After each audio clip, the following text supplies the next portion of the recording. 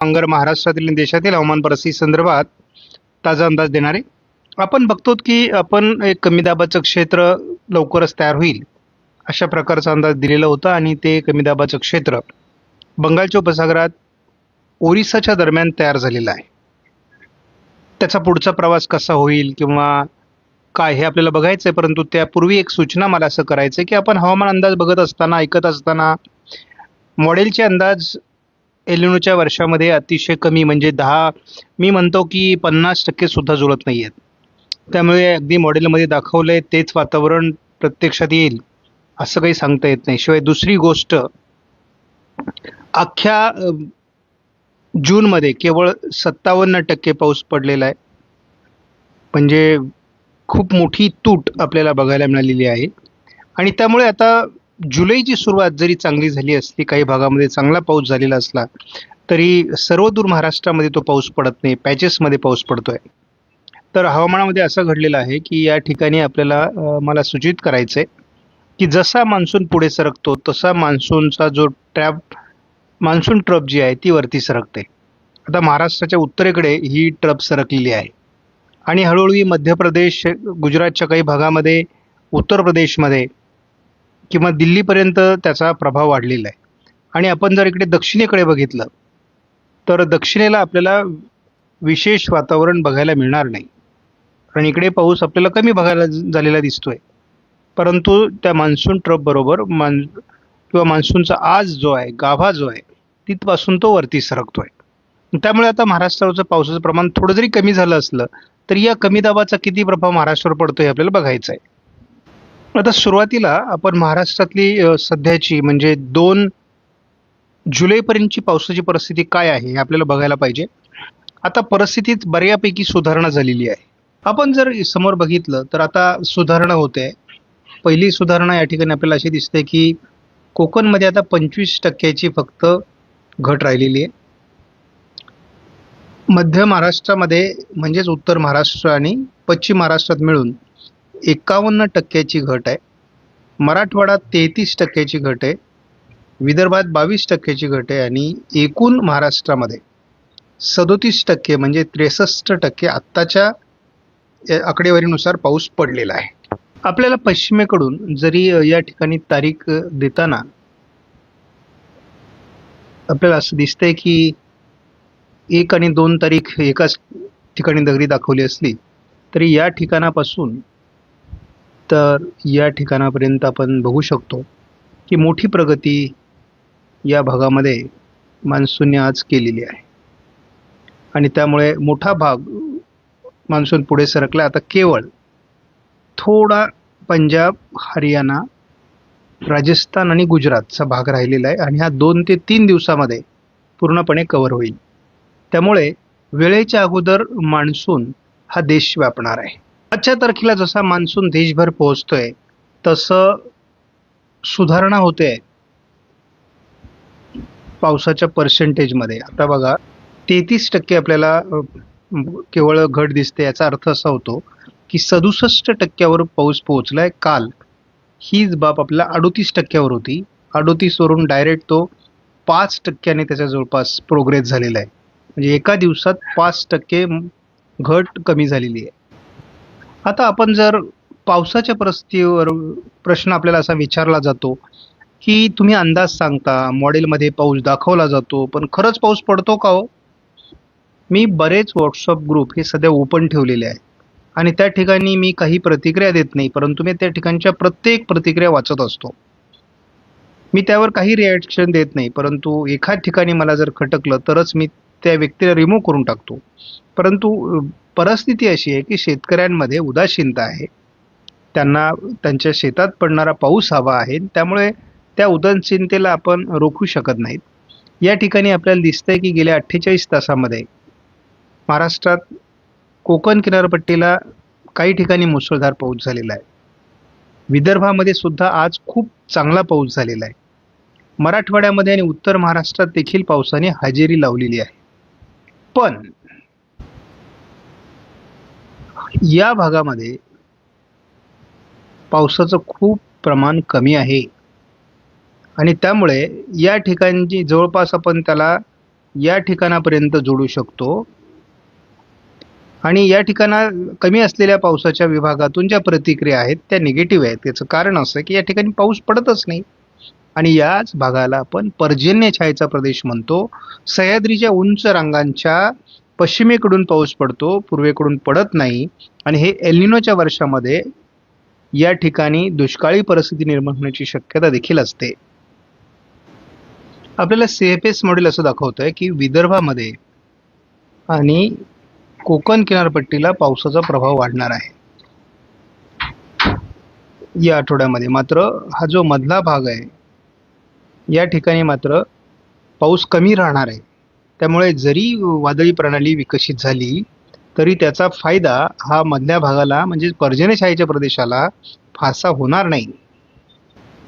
Model जरी पाऊस सांगत असले तरी त्या प्रमाणात पाऊस पडत नाही हे आम्हाला माहिती आहे, परंतु मॉडेलमध्ये जे दाखवलंय ते सांगणं आमचं काम आहे.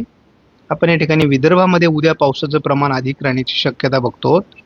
कोकण किनारपट्टीला देखील पावसाचं प्रमाण अधिक राहील, परंतु उत्तर महाराष्ट्र, मराठवाडा आणि नाशिक पूर्व, बीड, छत्रपती संभाजीनगर, अहिल्यानगर, पुणे पूर्व, सातारा पूर्व, सांगली, कोल्हापूर पूर्व आणि सोलापूर, धाराशिव, लातूरमध्ये पावसाची शक्यता कमी आहे. या ठिकाणी तुरळक पाऊस होईल, परंतु पावसाचं प्रमाण कमी. थोडं सोलापूर, लातूर, कोल्हापूरमध्ये उद्या थोडं वातावरण पोषक असू शकतं. मात्र हा JFSचा अंदाज आहे. JFSने थोडं मध्य महाराष्ट्र, कोकण आणि विदर्भ असं पावसाचं प्रमाण आणि एकूणच महाराष्ट्रामध्ये 4 तारखेला बऱ्याच भागात मुसळधार पावसाची शक्यता व्यक्त केलेली आहे. यामध्ये मध्य महाराष्ट्राचे काही जिल्हे आहेत, यामध्ये खास करून नाशिकचा काही भाग आहे, अहिल्यानगरचा भाग आहे, पुण्याचा उत्तर भाग आहे, पश्चिम भाग आहे, त्यानंतर साताराचा पश्चिम भाग आहे आणि उत्तर कोकण म्हणजे पालघर, ठाणे आणि रायगड या काही जिल्ह्यांमध्ये याचा प्रभाव अधिक राहण्याची शक्यता आहे. त्याचबरोबर आपण बघतो अकोला, अमरावती आणि बुलढाणा या जिल्ह्यांमध्ये पावसाची शक्यता आहे. आता आपल्याला चिंता जी आहे ना ती कमी दाबाचा प्रभाव कोणत्या जिल्ह्यांवर पडणार आहे. इथे आपल्याला असं दिसतंय की छत्रपती संभाजीनगर, त्यानंतर जळगाव, नंदुरबार, धुळे, नाशिक, पालघर, ठाणे, मुंबई आणि रायगड जिल्ह्यामध्ये, त्याचबरोबर थोडा अहिल्यानगरच्या उत्तरेकडील काही भागामध्ये किंवा पश्चिमेकडील काही भागामध्ये या कमी दाबाचा प्रभाव 5 तारखेला असू शकतो असा अंदाज आहे. मॉडेलमध्ये पाऊस दाखवला जातोय, परंतु पाऊस पडत नाही ही सत्य परिस्थिती आहे. परंतु 50% तरी मॉडेलनुसार पाऊस पडणं अपेक्षित आहे. आपण या ठिकाणी बघतो की संपूर्ण म्हणजे या भागाला सोडलं तर पुणे पूर्व, सातारा पूर्व, कोल्हापूर, सांगली, सोलापूरचा काही भाग सोडला तर उर्वरित महाराष्ट्रात संपूर्ण कोकणामध्ये पावसाची मोठी शक्यता आहे.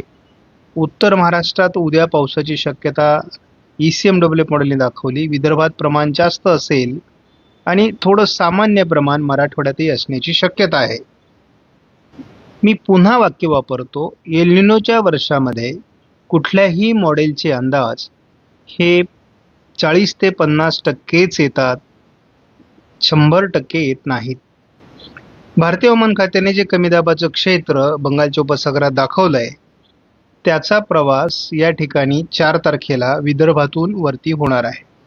त्यामुळे या पट्ट्यात त्याचा प्रभाव जर राहिला तर या ठिकाणी मी अतिवृष्टी, मुसळधार असं जे व्हिडिओ बनवतोय त्या पाठीमागचा हा उद्देश आहे. परंतु तशा पद्धतीने पावसाचं वातावरण तयार होत नाही. मात्र उद्या आणि 4 तारखेला देखील महाराष्ट्रात बऱ्याच ठिकाणी चांगलं पावसाळी वातावरण राहणं अपेक्षित आहे. कारण आपल्याला या एल निनोच्या वर्षात संकटमय परिस्थितीत आपल्या नद्यांना पाणी आलं पाहिजे, तलावांमध्ये पाणी आलं पाहिजे, पिण्याच्या पाण्याची व्यवस्था झाली पाहिजे.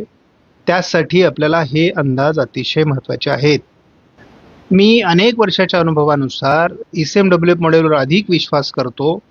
आणि या मॉडेलने महाराष्ट्रामध्ये 5 तारखेला तुम्ही जर बघितलं तर महाराष्ट्राचा एकही जिल्हा असा दाखवलेला नाही जिथे पाऊस होणार नाही. तुम्ही अगदी उत्तर महाराष्ट्र बघा, विदर्भ बघा, मराठवाडा बघा. समजा इथे थोडं कमी पाऊस दाखवलाय, इथं थोडा कमी पाऊस दाखवलाय, या भागात थोडा कमी पाऊस आहे, पण याचा अर्थ बाकी ठिकाणी अतिवृष्टी दाखवलेली आहे, मुसळधार ते अतिमुसळधार पावसाचं वातावरण दाखवलंय. या समोरची जी प्रतिमा आहे यामध्ये 200 मिलीमीटर पाऊस पडेल असा अंदाज आहे. त्यामुळे आपण एकदम बेसावध राहून चालणार नाही. परिस्थिती हाताबाहेर जाऊ शकते काही ठिकाणी, त्यामुळे आपल्याला काळजी घेतली पाहिजे. पण कमी दाबाचं क्षेत्र जर या ठिकाणी बघितलं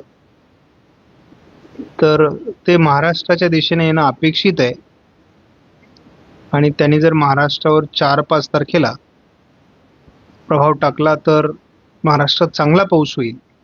परंतु परिस्थिती अशी आहे, कारण या अंदाजाला दुसरी बाजू आहे. मान्सून पूर्ण भारतात पोहोचलेला आहे आणि जेव्हा मान्सून पूर्ण भारतात पोहोचलेला असतो तेव्हा बऱ्याचदा जुलै महिन्यातले जे कमी दाब असतात ते ओरिसा, छत्तीसगड आणि मध्य प्रदेश असे उत्तरेला सरकतात राजस्थानकडे. ते महाराष्ट्रावर सरकत नाहीत. त्यामुळे आता इथे मात्र आपल्याला मॉडेल सगळे ते महाराष्ट्रावर दाखवत आहेत. त्यामुळे प्रत्यक्षात काय घडेल हे आपल्याला बघावं लागेल. आता कोकण किनारपट्टीला हलक्या ते मध्यम सरींचं वातावरण आहे आणि त्या पद्धतीचा पाऊस कोकण किनारपट्टीमध्ये होतोय. बाकी ठिकाणी पॅचेसमध्ये थोडे थोडे आता ज्या ज्या ठिकाणी वातावरण दाखवलंय त्या ठिकाणी हलक्या सरी होत आहेत. म्हणजे पाऊस होत नाही असं नाही. आणि मी परत परत सांगतोय की हे वर्ष पर्जन्यछायेच्या प्रदेशासाठी थोडं तापदायक ठरणार आहे. आपण बघतो की आज रात्री देखील उत्तर कोकणात पावसाचं प्रमाण म्हणजे नाशिक पश्चिम, थोडं धुळ्याकडे सकाळपासूनच वातावरण जोरदार राहणार आहे. कारण या कमी दाबाकडे, या ठिकाणी जो कमी दाब आहे या कमी दाबाकडे या ठिकाणाहून वारे खेचले जात आहेत आणि त्यामुळे आपल्याला कोकण किनारपट्टीला पावसाचं प्रमाण वाढताना दिसतंय. मान्सून वरती सरकल्यामुळे थोडी भीती, हे वातावरण थोडं गुजरात आणि मध्य प्रदेशवर अधिक प्रभावी राहू शकतं असा अंदाज आहे आणि त्यामुळे या दक्षिणी पट्ट्यात याचा प्रभाव कमी राहू शकतो. उद्या कोकण किनारपट्टीला मुसळधार पावसाची शक्यता वाढणार आहे. 3 तारखेला रात्री देखील उत्तर महाराष्ट्र, नाशिकसह ठाणे, पालघर, मुंबई, रायगड, रत्नागिरी, अगदी पुणे पश्चिम, अहिल्यानगर पश्चिम, छत्रपती संभाजीनगर, जालना, जळगाव, अगदी बुलढाणा, अकोला, अमरावती या भागापर्यंत आणि इकडे चंद्रपूर, गडचिरोलीपर्यंत हे वातावरण असणार आहे. शेवटी कमीदाब आहे आणि कमीदाब कोणत्याही दिशेने जाऊ शकतो, कमजोर होऊ शकतो, विरून जाऊ शकतो. त्यामुळे सगळ्या शक्यतांवर आपण आता यावर्षी तयारी ठेवायची. आपल्याला 4 तारखेला रात्री धुळे, नाशिक, नंदुरबार, जळगाव, छत्रपती संभाजीनगर, जालना, बुलढाणा, अकोला, पालघर, ठाणे, मुंबई, रायगड, रत्नागिरी, सिंधुदुर्ग, पुणे पश्चिम, सातारा पश्चिम, कोल्हापूर पश्चिम भागात मोठ्या पावसाचं चित्र दाखवलं जात आहे, आपण बघतो. आणि या दरम्यान पुणे जिल्ह्यामध्ये चांगला पाऊस होईल. बीडपर्यंत, अगदी अहिल्यानगरपर्यंत पावसाची शक्यता चांगली दाखवण्यात आलेली आहे. आपण बघतोय एक पहिल्यांदा तीव्र पावसाचं वातावरण आपल्याला 5 तारखेला आणि 6 तारखेला दाखवलं जात आहे. परंतु हे वातावरण असंच राहील का याची शाश्वती नाही. परंतु जर हे वातावरण अशाच पद्धतीने तयार झालं तर मात्र अतिवृष्टी अटळ आहे. मात्र जर हे वातावरण विरून गेलं तर अंदाज